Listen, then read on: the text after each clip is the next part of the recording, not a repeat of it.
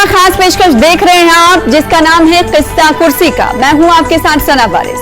लोकसभा चुनाव की आहट सुनाई देने लगी है और सत्ता की कुर्सी पर काबिज होने के लिए हर कोई इस चुनावी समर में उतरने को तैयार है। लेकिन उससे पहले इसी कुर्सी के लिए जो रिवायत चली, कुर्सी के लिए जो दावे किए गए, कुर्सी के लिए जो वादे किए गए, वार पलटवार का सिलसिला चला। इस शह और मात के खेल के बीच ये जानने की कोशिश करेंगे कि आम जनता ने क्या खोया और क्या पाया, क्योंकि ये है किस्सा कुर्सी का।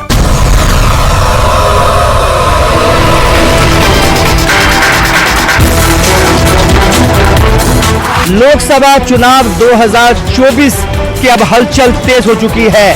चुनावी बिसात बीत चुकी है और तमाम पार्टियों के सेनापति से लेकर सिपाही तक मैदान में उतर चुके हैं।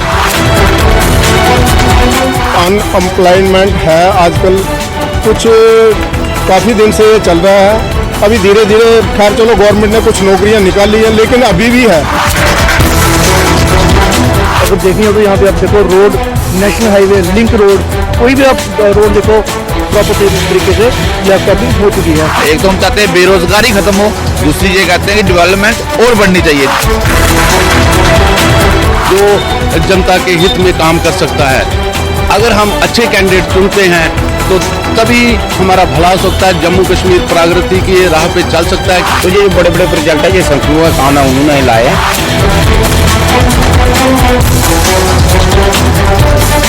एक्सपर्ट का मानना है कि 370 का यहाँ से जाना कई सियासी पहलुओं को अब जन्म देगा और यहाँ पे बीजेपी को उसका फायदा मिल सकता है।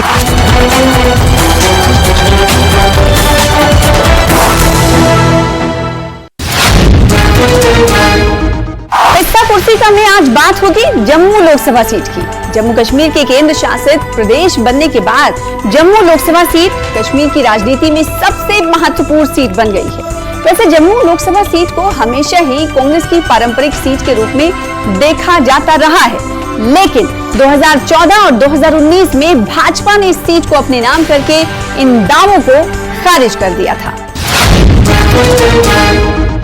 जम्मू लोकसभा निर्वाचन क्षेत्र उत्तर भारत के केंद्र शासित प्रदेश जम्मू और कश्मीर के 5 लोकसभा निर्वाचन क्षेत्रों में से एक है। ये निर्वाचन क्षेत्र 1957 में बनाया गया था।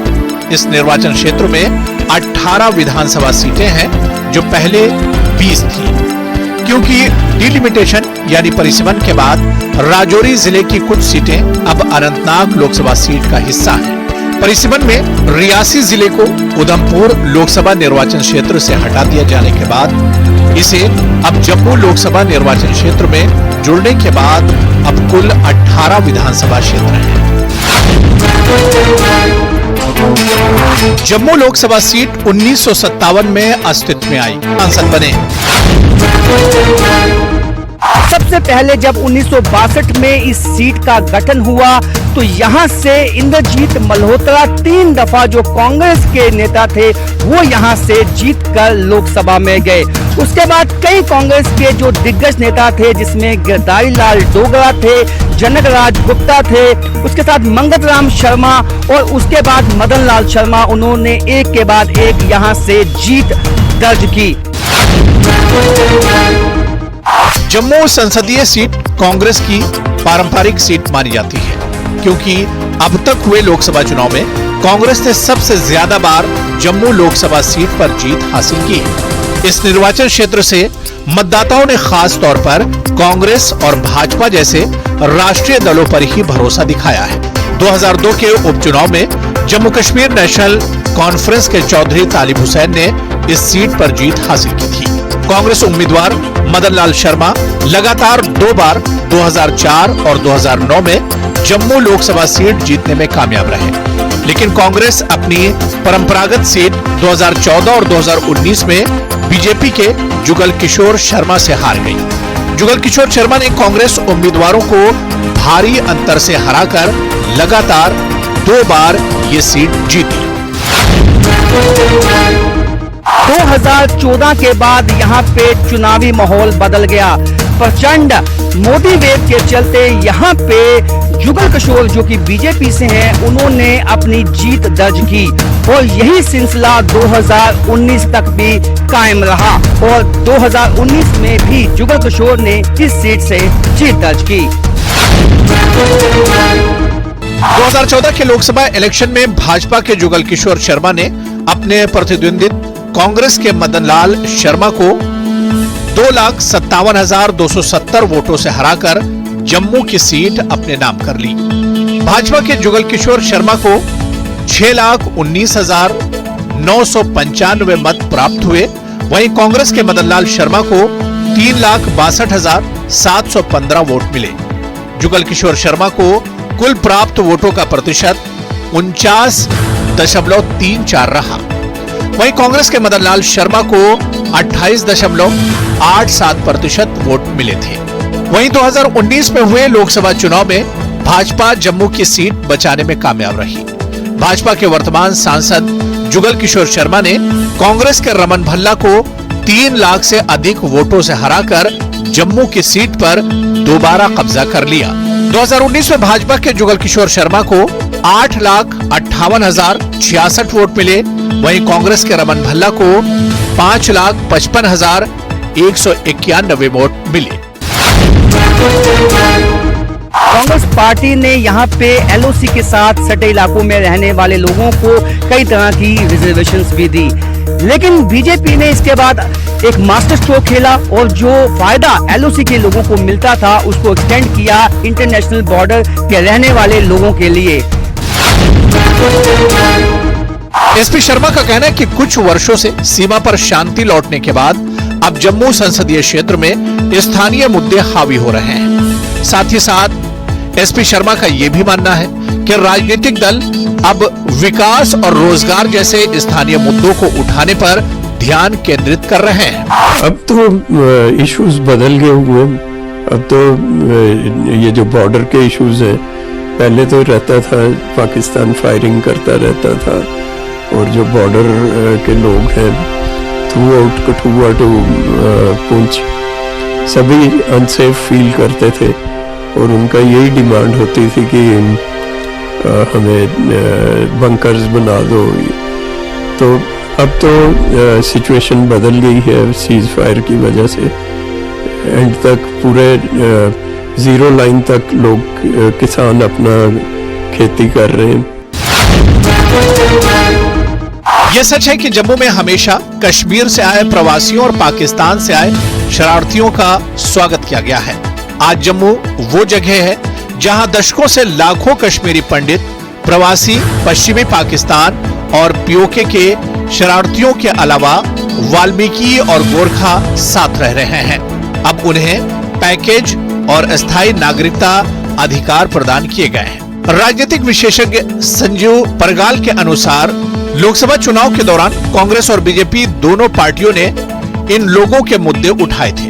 उन्होंने चुनाव भी इन विस्थापित समुदायों को सभी प्रकार की सुविधाएं प्रदान करने के वादे के साथ लड़ा था। यूजे के रेफ्यूजीज हैं, उनकी बड़ी देर से डिमांड थी कि जब वो 47 से जब वो माइग्रेट हुए यहाँ पर, उनको ठीक है स्टेट सब्जेक्ट राइट्स तो उनको मिल गए, प्लॉट्स भी उनको दे दिए गए। एक कंपनसेशन की बहुत बड़ी डिमांड थी जो एनसी और कांग्रेस नहीं कर पाए। 10 साल यूपी की गवर्नमेंट रही, एनसी और कांग्रेस की जेएनके में गवर्नमेंट थी। उन्होंने एक प्रपोजल बनाया, प्रपोजल बना के दिल्ली को फॉरवर्ड कर दिया। वो प्रपोजल ओके नहीं हुआ। जब राजनाथ जी होम मिनिस्टर थे, ये 2014 टू 2019 जो गवर्नमेंट रही है, उसमें सीधी बात है कि 5.5 लाख रुपया जो पैकेज पहली बार 47 के ऑनवर्ड बीजेपी गवर्नमेंट ने उनको दी। जो ये अगस्त 5, 2019 के डिसीजन हुए वो सब एट पार आ गए। वेस्ट पाकिस्तानी रिफ्यूजीज जो हैं डोमिसाइल हो गए, वो उनकी भी जो 5.5 लाख की पैकेज थी जो पीओजेके वालों को मिली वो भी इस गवर्नमेंट ने उनको दे दी।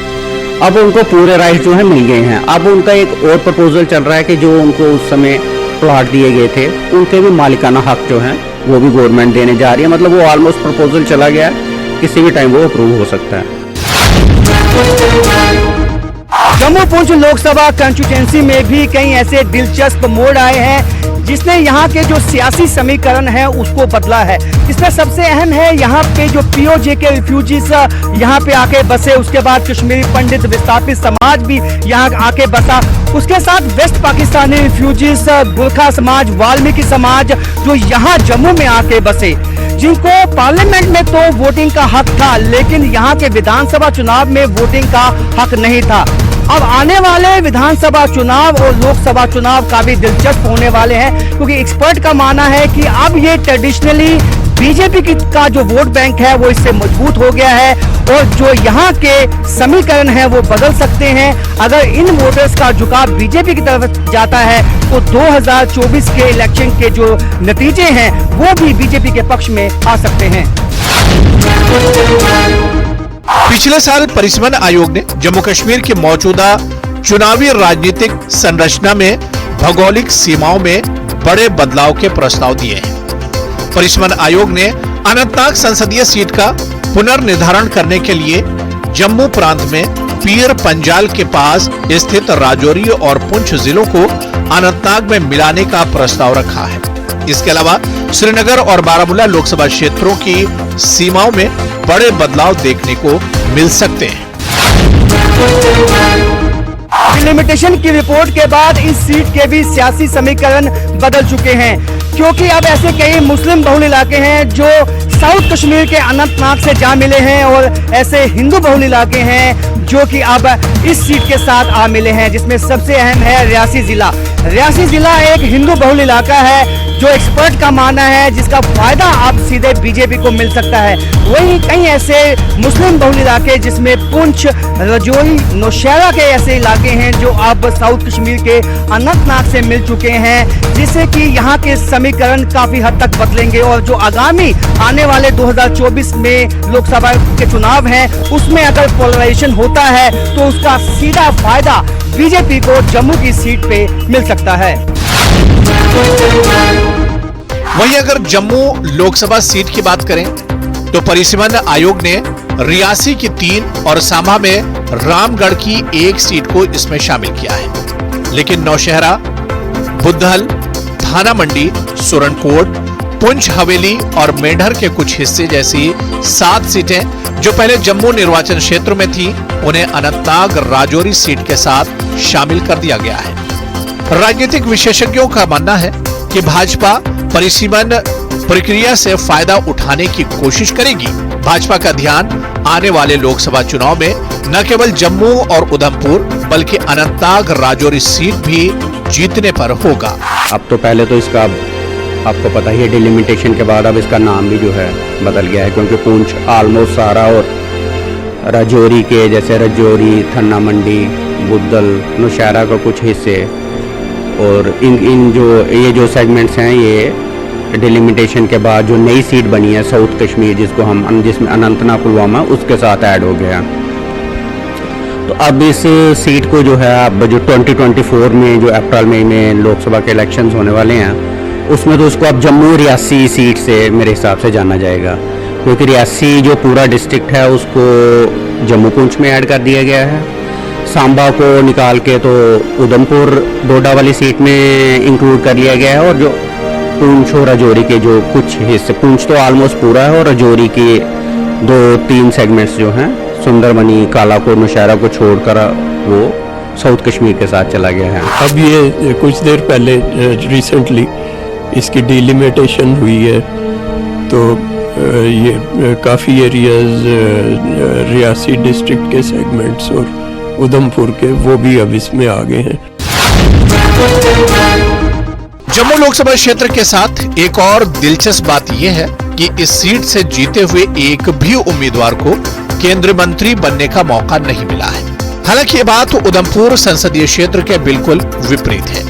उधमपुर लोकसभा क्षेत्र के कई विजय उम्मीदवारों को केंद्रीय मंत्रिमंडल में शामिल होने का अवसर मिला है, जिनमें डॉक्टर करण सिंह, प्रोफेसर चमनलाल गुप्ता और अब डॉक्टर जितेंद्र सिंह केंद्रीय मंत्रिमंडल में जगह बनाने में कामयाब हुए हैं। डॉक्टर जितेंद्र सिंह 2014 से सबसे महत्वपूर्ण पीएमओ में कार्यरत हैं।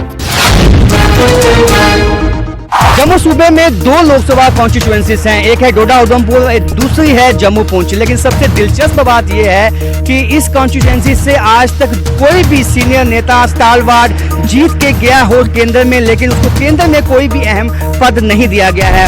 वहीं इसके बनिस्बत जो डोडा उधमपुर कॉन्स्टिट्यूएंसी से, चाहे वो चमनलाल गुप्ता थे बीजेपी के, चाहे वो डॉक्टर जितेंद्र सिंह है बीजेपी के, दोनों को काफी अहम पद दिए गए, जिसका मलाल, जिसका दुख आज भी यहाँ की जनता को है। यहाँ वक्त हो गया है एक छोटे से ब्रेक का। आप कहीं जाइएगा मत, तुरंत वापस होंगे।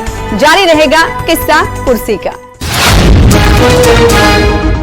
सीएमओ डॉक्टर महेश ने बताया कि घायल कुक को लगाया गया है प्लास्टर। शिमला में शिक्षा मंत्री से मिला एसएमसी शिक्षक संघ का प्रतिनिधिमंडल। 12 साल की सेवाएं पूरी कर चुके शिक्षकों को नियमित करने की उठाई मांग। कांग्रेस के घोषणा पत्र में वादे की भी दिलाई याद। नियमित करने की मांग पर शिक्षा मंत्री रोहित ठाकुर ने शिक्षकों को दिया आश्वासन। कहा, मामले के लिए बनाई गई है कमेटी, जल्द ही शिक्षकों के लिए बनाई जाएगी राहत योजना। नालागढ़ के कुनिहार में वीडियो ऑफिस में बनाए जाएंगे आयुष्मान कार्ड। मुख्य चिकित्सा अधिकारी डॉक्टर राजन उप्पल ने जानकारी दी। डॉक्टर राजन उप्पल ने बताया कि आयुष्मान कार्ड बनाने के लिए स्वास्थ्य विभाग की मुहिम लगातार जारी है। जिनकी भी हिम केयर कार्ड में रजिस्ट्रेशन हुई है, उन्हीं के कार्ड बनाए जा रहे हैं। सोलन में लगातार अतिक्रमण की समस्या बढ़ती जा रही है। अब जिला प्रशासन ने अतिक्रमणकारियों पर नकेल कसने की तैयारी कर ली है। अतिक्रमण मुक्त सोलन बनाने के लिए नगर निगम को जारी किए गए हैं निर्देश। एसडीएम जम्मू लोकसभा सीट के मतदाता अब 2024 के चुनाव का इंतजार कर रहे हैं। ये देखना दिलचस्प होगा कि चुनाव के दौरान मतदाताओं का मूड क्या होगा। यहाँ की जनता किसका साथ देगी, ये तो आने वाले चुनाव में ही पता चलेगा। जम्मू लोकसभा सीट की बात करें तो आने वाले 2024 के लोकसभा चुनाव में बीजेपी इस सीट को लगातार तीसरी बार हासिल करने के लिए पुरजोर कोशिश करेगी। वहीं कांग्रेस अपनी पारंपरिक जम्मू लोकसभा सीट को फिर से वापस पाना चाहेगी। ये कहा जाता है कि पार्लियामेंट के लिए इश्यूज अलग होते हैं और असेंबली के लिए लोकल इश्यूज होते हैं, मगर जम्मू पार्लियामेंट्री कॉन्स्टिट्यूंसी में जो सेगमेंट आते हैं असेंबली के, वो जनरली बीजेपी के पास ही रहे और हमेशा बीजेपी वहाँ स्ट्रॉन्ग रही है। बीच में थोड़ा कुछ साल के लिए कमज़ोर हो गई थी, लेकिन जब से 2014 से मोदी जी आए पावर में, उन्होंने यहाँ फिर काफ़ी बीजेपी को स्ट्रॉन्ग कर दिया। उसके बाद 2019 के चुनाव में बीजेपी के जुगल किशोर ने कांग्रेस उम्मीदवार रमन भल्ला को 3,02,875 वोटों के अंतर से हराकर फिर से ये सीट जीती थी। बीजेपी उम्मीदवार जुगल किशोर शर्मा को जहां 8,58,066 वोट मिले, वहीं रमन भल्ला को 5,55,191 वोट मिले। अब सारा ध्यान आने वाले 2024 के लोकसभा चुनाव पर केंद्रित हो गया है। इसलिए बीजेपी और कांग्रेस पार्टी ने भी लोकसभा चुनाव के लिए बड़े पैमाने पर तैयारी शुरू कर दी है। बीजेपी इस जम्मू लोकसभा सीट को लगातार तीसरी बार हासिल करना चाहेगी, जबकि इंडिया गठबंधन की ओर से कांग्रेस इस सीट को वापस पाने की कोशिश करेगी। राजनीतिक विशेषज्ञ संजीव प्रगाल का कहना है कि आने वाले चुनाव में राष्ट्रीय मुद्दे हावी रहेंगे। राजनीतिक विशेषज्ञ संजीव प्रगाल के अनुसार धारा 370 हटने के बाद जम्मू कश्मीर का राष्ट्रीय महत्व काफी बढ़ गया है, इसलिए यह निश्चित है कि आने वाले चुनाव में भी राष्ट्रीय मुद्दों पर ही ध्यान केंद्रित रहेगा। लोकसभा का जो इलेक्शन है 2014 ऑनवर्ड्स अगर हम देखें तो नेशनल मुद्दे ही इस चीज़ को डोमिनेट कर रहे हैं। एक सिंगल फैक्टर है, लोग मतलब नरेंद्र मोदी के नाम पर जो है वोट देते हैं। जो असेंबली में हो वो कहते हैं कि नहीं हमारा कुछ प्रेफरेंसेस डिफरेंट हैं। अर्बन लोकल बॉडीज़ है, पंचायत है, उसमें भी लोग थोड़ा बहुत उनका कैंडिडेट पर भी फोकस रहता है और इश्यूज़ पर भी रहता है। तो ये एक लोगों के मन में है कि नहीं जो लोकसभा का इलेक्शन है इसको तो नेशनल इश्यूज को ही ध्यान में रख के जो है वोटिंग करनी है। राजनीतिक विशेषज्ञ एसपी शर्मा के अनुसार बीजेपी गुलाम नबी आजाद की डेमोक्रेटिक प्रोग्रेसिव आजाद पार्टी और जम्मू कश्मीर अपनी पार्टी जैसे नए राजनीतिक दलों को अपने उम्मीदवार उतारते हुए देखना पसंद करेगी, ताकि जम्मू लोकसभा सीट पर बीजेपी विरोधी वोट बढ़ जाए। एक तो है मुस्लिम वोट काफी डिवाइड हो जाएगा यहाँ का, जो बीजेपी एक्सपेक्ट करती है कि वो डिवाइड हो जाएगा, नेशनल कॉन्फ्रेंस कांग्रेस, पीडीपी, फिर अब वो अल्ताफ बुखारी की पार्टी आ गई है, इन सब में डिवाइड हो जाएगा। वो तो बीजेपी यही एक्सपेक्ट करके चल रही है। और गुलाम नबी आज़ाद, तो कांग्रेस ये बीजेपी तो सोच रही है इनका तो कंसोलिडेट, जो उन्होंने अपना प्लानिंग की है, उनका वोट तो वोट बैंक कंसोलिडेट हो जाएगा। एसपी शर्मा का कहना है कि मुस्लिम वोट हमेशा किसी भी प्रत्याशी की जीत और हार में अहम भूमिका निभाते हैं। इसलिए बीजेपी इस चुनाव में यह सुनिश्चित करने की कोशिश करेगी कि आने वाले चुनाव में मुस्लिम वोट उसके विरोधी दलों के बीच बंट जाए, जबकि हिंदू वोट बीजेपी की ओर एकजुट हों। जब अभिव्यक्ति की आजादी हो तो बड़े बड़े दावे और वादे करने से गुरेज भला कोई क्यों करे। यही कारण है कि चाहे सत्ता पक्ष हो या विपक्ष, हर कोई अपनी अपनी पार्टी की जीत का दावा कर रहा है। जहां एक तरफ भाजपा के लोग प्रधानमंत्री नरेंद्र मोदी की लोकप्रियता का हवाला देकर अपनी जीत का दावा कर रहे हैं, तो वहीं दूसरी तरफ कांग्रेस अपनी पारंपरिक सीट वापस पाने के लिए एड़ी चोटी का जोर लगाएगी। वैसे ये तो आने वाला समय ही बताएगा कि इस बार जम्मू लोकसभा सीट पर किसका झंडा लहराएगा। जम्मू लोकसभा सीट पर विपक्षी दलों द्वारा संयुक्त उम्मीदवार उतारे जाने की संभावना है। कांग्रेस के रमन भल्ला के अनुसार सांसद के रूप में जुगल किशोर शर्मा का कार्यकाल पूरी तरह से विफल रहा है। भाजपा कारपोरेशन के चुनाव नहीं करवा सकती, पंचायतों में उनको डर लगता है। क्यों डर लगता है? कि कांग्रेस ने उनकी जमीन पे कब्जा कर लिया है। ये भाजपा जितनी मर्जी पीट थपथपाए, 100 से ज्यादा कैबिनेट मिनिस्टर ने जम्मू कश्मीर में ला दिया। प्रधानमंत्री की रैलियां ऐसी हर जगह पे कराई, लेकिन बदले में मिला क्या? आप देहातों में कोई नरेगा की लायबिलिटी नहीं क्लियर कर सके। पंचायतों के चुनाव में आप कहीं 2/3 जो यहाँ पे था 73 प्रॉपर इम्प्लीमेंट नहीं कर पाए। बड़े बड़े दावे यहाँ पे करते थे, वो 78 से ये लोग क्रॉस नहीं कर पाए। जब भी चुनाव आते हैं, क्योंकि भाजपा को पता है लोग जवाब पूछेंगे टोल प्लाजा क्यों लगा, फिर भाजपा के मिनिस्टर कहते हैं टोल प्लाजा इलीगल है। अगर भाजपा का नितिन गडकरी बोलते हैं कि 60 किलोमीटर के अंदर टोल प्लाजा इलीगल है, रैना साहब बोलते हैं अध्यक्ष कि यूटी में टोल प्लाजा होता नहीं, दोनों की बात कैसे सुने? यहाँ पे तो हमने ऐसे सांसद देखे हैं कि यहाँ पे मेट्रो का नाम निशान नहीं, लेकिन सदन में झूठ बोलते हैं कि मेट्रो हमने जम्मू कश्मीर में चला दी। तो ये गुमराह करने वाले लोगों को बारे में लोग मन बना चुके हैं कि बदलाव भाजपा का यहाँ पे करना है, और वो कांग्रेस ही है जो उसका बदलाव कर सकती है।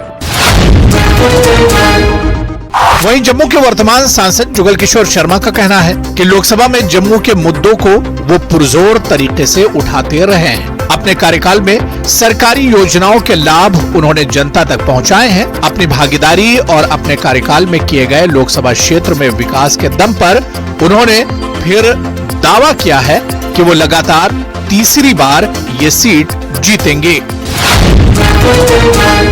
मेंबर पार्लियामेंट के नाते अगर मैं कहूं तो जिस आशा के साथ लोगों ने हमें ये जिम्मेवारी सौंपी थी, मुझे लगता है कि हम उस पर खरा उतरे हैं। विशेष तौर पर जम्मू पुंछ जो हमारा क्षेत्र है उसमें एम्स की एक बहुत बड़ी ज़रूरत थी, क्योंकि विशेष तौर पर ये जो जम्मू प्रोविंस के लोग हैं ये एम्स की फैसिलिटी लेने के लिए दिल्ली तक जाते थे और कई महीनों तक लाइन में खड़े रहते थे, लेकिन वो उनको ट्रीटमेंट नहीं मिल पाता था। हम भी परेशान थे, लेकिन आज हमें खुशी है इस बात की कि और 2 महीने के बाद हमारा जो एम्स है वो कार्य करने लगेगा और वहाँ पर उसका इनागुरेशन, उसका लोकार्पण भी जो है वो प्रधानमंत्री आकर करेंगे। दूसरा मैं अगर आपको कहूँ तो सबसे पहले लोगों ने हमें ये कहा था कि भाई ये जो जम्मू से लेकर अखनूर तक का रोड है ना, किसी तरीके से नेशनल हाईवे बन जाए, 4 लेन हो जाए, ताकि यहाँ पर ये जो एक्सीडेंट होते हैं इससे हमें छुटकारा मिले। तो आप देख रहे हैं कि जम्मू से लेकर अखनूर तक का 4 लेन जो है वो बनकर तैयार हो गया है। लोगों की आवाज़ को बुलंद करना, तो लोकसभा में आप हमारा रोल देखते ही हैं कि भाई कोई ऐसा सेशन नहीं रहता जिस सेशन में हम अपने क्षेत्र की आवाज़ को वहाँ पर बुलंद नहीं करते और फिर उसका लाभ नहीं उठाते। मेंबर पार्लियामेंट के नाते वो सारी योजनाएं, वो सारे काम जो एक मेंबर पार्लियामेंट को करने चाहिए, उसमें हम सफल रहे हैं। 2024 पे अब तमाम लोगों की और सियासी पार्टियों की निगाहें टिकी हुई हैं। और सबसे दिलचस्प बात यह है कि जो नए सियासी पहलू यहाँ अब जुड़े हैं 5 अगस्त 2019 के बाद, वो अपना एक अहम रोल प्ले करने वाले हैं। कांग्रेस, नेशनल कॉन्फ्रेंस, पीडीपी है, वो किस तरह से बीजेपी को 2024 में टक्कर देती हैं, क्योंकि ये तमाम पार्टियां अभी सुप्रीम कोर्ट में हैं और 370 के इशू पे ये चाहती हैं कि वो बहाल हो। तो किस हद तक लोगों को मना पाती हैं या लोगों को अपनी बात समझा पाती हैं, ये तो 2024 के इलेक्शन के बाद ही पता चलेगा। इस खास पेशकश में आज के लिए बस इतना ही। अगले हफ्ते हम फिर हाजिर होंगे एक नए एपिसोड के साथ। तब तक के लिए नमस्कार।